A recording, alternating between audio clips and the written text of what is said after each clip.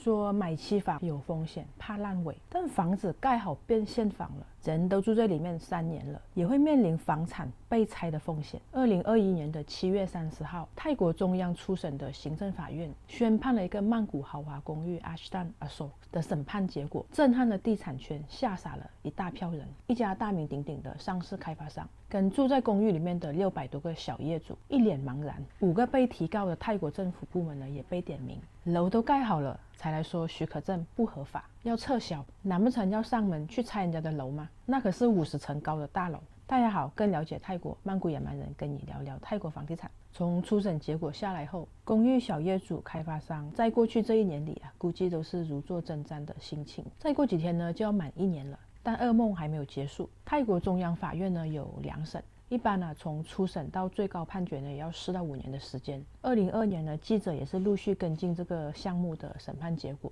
最高行政法院呢对外承诺说，将在2022年之内会给出最终的判决。Ashtan Asok 1平米叫价20到30万泰铢的曼谷豪华公寓，可以说是泰国房地产住宅公寓史无前例的上诉案件。法官呢也摸头不着脑，必须谨慎审判。在等待 Ashtan Asok 的最高审判出来之前，先来铺垫该项目的争论点在哪里。今天节目的最后呢，也会给大家回顾一下曼谷14年前呢也曾经出现过类似的诉讼案件。一个业主败诉的违规建筑物 Edas Room 酒店，2022年这家酒店拆了吗？曼谷市中心的 Asok 是一个十字路口，苏古域轻轨站 BTS 跟地铁 MRT 交汇处。早在1995年，泰国就出现了土地征收诏令，给泰国大众捷运 MRT 跟 BTS 等建大众交通。于是 Asok 附近的土地在2006年的征收令，部分土地就被政府收回。Ashtan Asok 这块地前面 MRT 收了部分的土地之后呢，把后面土地的路给人家堵死了，变成了瞎地。后面地主直接受到土地征收政策影响呢，就跟法院上诉。所以当时呢，法院就要求 MRT 呢给后面这个地主留了一个必要通道，宽6.4米。2011年10月，Asok 这里呢开了个新的购物中心 Terminal 21。2014年呢，泰国一家上市开发商 Ananda Development 呢就买了 Terminal 后面这块地，2个多来3个地契，4590平方米。同时也意味着土地上这个使用权，也就是必要通道，也都归属新地主Ananda。商业用地容积率呢10倍，可建筑面积呢45000多平方米。但路不够宽，起不了高楼，最多只能盖个7、8层。这可是市中心的稀缺黄金地段，不多盖一点，怎么能对得起都市发展？对吗？泰国盖高楼，部长法令第33版跟建筑法规等等，以Ananda这个级别的开发商而言呢，这些法规都是倒背如流了。部长法令第33版呢就定义着建筑面积3万平方米以上的超大型建筑物，土地的任何一侧连着宽12米的公共马路，然后呢通往不低于18米宽度的大马路，即可盖超大型建筑物。等于说Ananda他买地的时候呢，路宽才有6.4米，也就是那个必要通道，所以开发商就去找 MRT 谈判，看能不能把路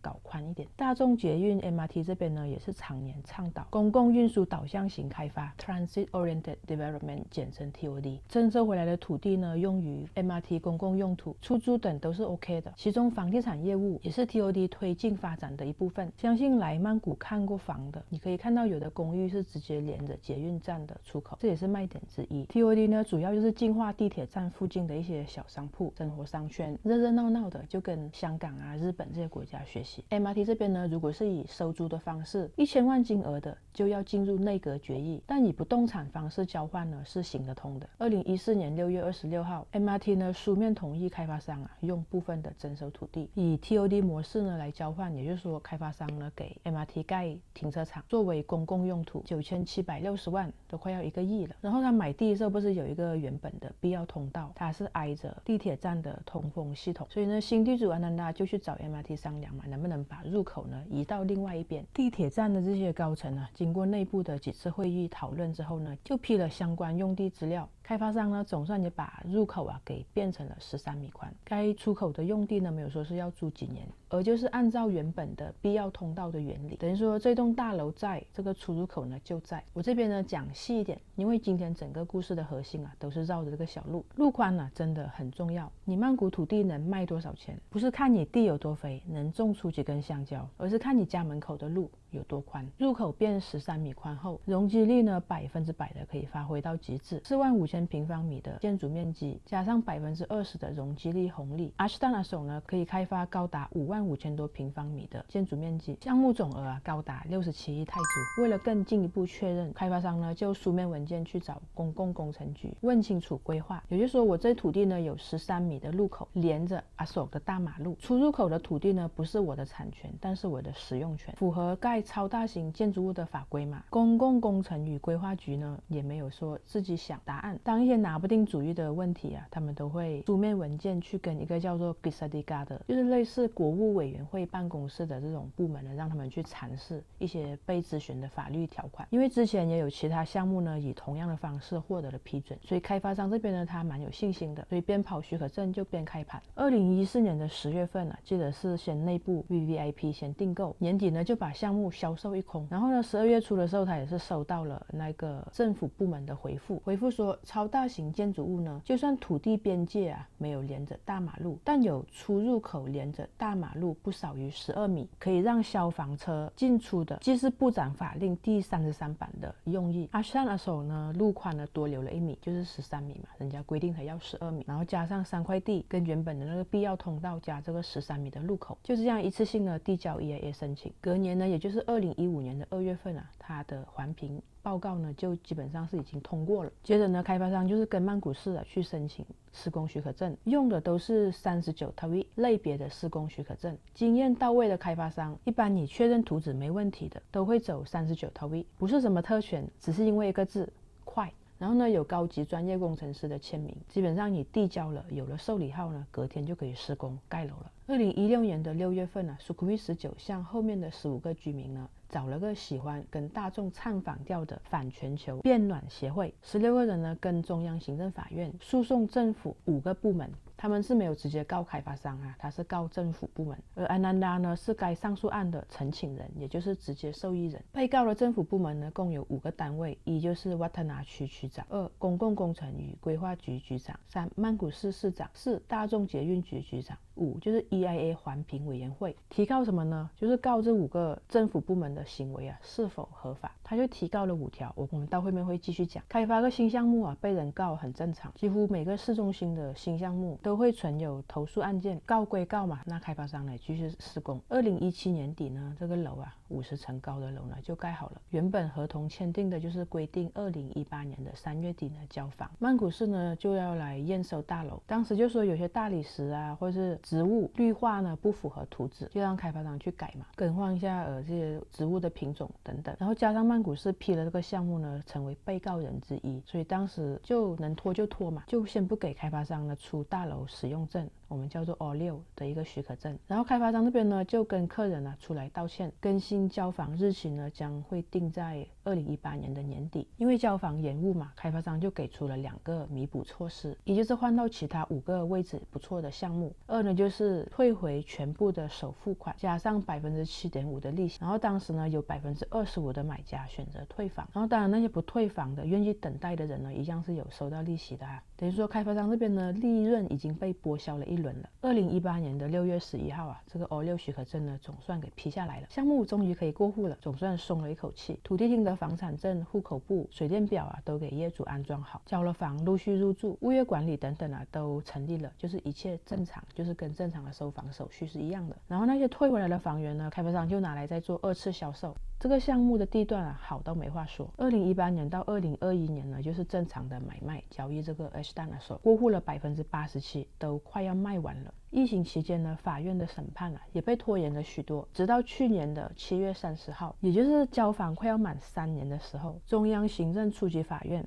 终于出来宣判审判结果，犹如天上掉下来了一颗炸弹，就是影片开头的那段话，说许可证不合法，要撤销。晴天霹雳的消息震惊了整个地产圈，特别是那些住在公寓里面还不知情的业主、泰国人、外国人。开发商这边也是第一时间就给大家出来发个定心丸，说从事房地产这么多年从来没有违法过，只有他相信法律会给依法执行手续的企业家公平公正的审判，他们会上诉到底。隔天股价呢就直接跌了10几个点。2016年就上述的那5条争议，法院是如何审判的？5条争议先从第3条说起。第3条这个土地边界呢来测量后呢不成立侵占，所以市长跟区长不属于疏失。第4条，16个起诉人呢不在 MRT 公告范围内，因此没有权利起诉，请求法院作出判决撤销该公告。第5条，16个起诉人呢不是受到影响或是损失的人，因此没有权利提起诉讼，请求法院作出判决撤销该许可证。审判官没有只回2行字，判决书共140几页，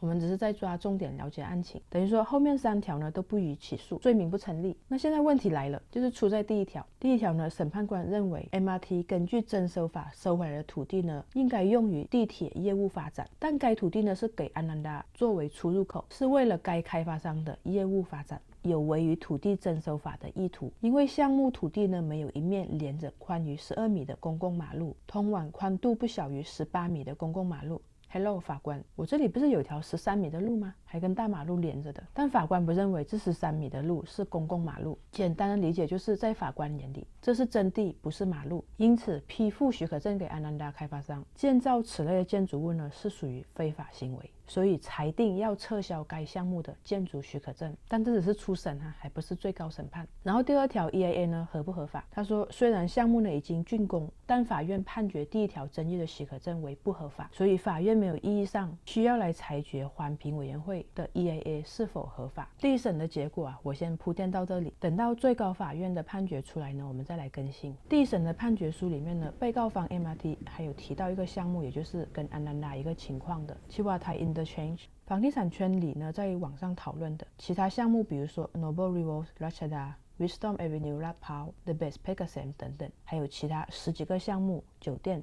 商场入口呢都是用到了 MRT 的征地。如果安南达败诉的话，将意味着有不少违规建筑物跟安南达类似情况都有可能变成焦点。过去曼谷呢也曾经有类似的案例发生过。巴图湾区的 Sairom Ridi 是位于曼谷市中心的著名老胡同，也被视为重要的经济区。无论是6星级酒店、龙头企业、百货公司、著名餐厅，或者包括有钱人的栖息地、豪华公寓、祖宗流传下来的大房子等等。2006年的一天， Sairom Ridi 小巷子里呢要起高楼 Adas Sairom Ridi 酒店项目呢有2栋楼，一栋24层楼高的酒店加一栋18层楼高的服务式公寓。小巷子呢路宽没有从头到尾都保持10米的宽度，一般呢只能建7到8层，也就是不超过23米的建筑物。但该项目业主呢竟然可以把2栋楼使用面积呢盖了28000平方米的跟29000平方米的，懂的人看眼就知道了是超盖了。所以2008年呢，巷子里的24个居民都是一些医生啦、大学教授，就跟法院起诉曼谷市市长跟巴图湾区区长，诉讼政府官员呢非法批准许可证，把路宽呢多报成10米宽，实地测量呢都是9米多，9米1、9米2、9米9宽、9米4等等。后面这24个人呢打了6、7年的官司，酒店呢也盖好了，营业了好几年。2014年初审，法院判决该建筑物呢是违规建筑，酒店业主呢败诉，命令业主呢要敲掉那些不合法的建筑面积，只能剩下7到8层，也就是不超过23米的高度。酒店业主呢还要上诉，反告曼谷市你批给我的许可证，然后呢要告巴图湾区的区长说让人民呢侵占公共马路，才使得路宽不到10米。但最高法院呢不受理，后面酒店呢还是没有执行敲自己的楼，还继续营业，每天呢被罚款3万泰铢呢，也宁可欠着罚款，欠到了1500多万。然后居民呢又再次施压，说他还没有敲楼，法院呢要曼谷市市长跟巴图湾区区长呢去搞定这件事情。然后曼谷市呢要招标嘛，要找承包商来拆楼，花了4年才找到承包商，报价高达1.6个亿，就是这个拆楼费将会算在业主头上。2022年了，该建筑物依然完好，就还没被拆。虽然目前呢酒店跟服饰酒店呢都是已经停止营业，那后续怎么处理呢？有机会再来追踪。但是 Sairom Ridi 酒店呢它是单一业主，跟买 Ashton Asok 公寓的买家不一样。就像你我一般消费者买房都会看开发商是谁， EAA 过了没，问 how much， 位置好的大家可能就买了，谁还会深入的去问业内细节，说你装打几米？马路有多宽？是不是以后上泰国买房啊，还要得多加问一句，这路口是不是你开发商的呀？Ashton Asok 豪华公寓还是 Edas Rumrudi 的日租酒店，每个人对法律字面上的解读可能不一样。然而法律就是法律，审判背后的结果是分分钟可以击垮先前堆叠起来的庞大投资金额。30亿酒店的命运是否被画下了句点？拖延战术也会走到尽头的一天。67亿豪华公寓的终点，跟500-600个不知情就买房的小业主命运，还在天秤权威面前等着下定论。无形的法律与风情万种的人性，终究会不会给泰国房地产建筑法规来一场新的翻转，使其法律符合城市发展，还是将会上演一场世纪性销毁？希望最高审判官最后能做出明智的裁决。今天的野蛮人聊聊就先到这里，谢谢观看，拜拜。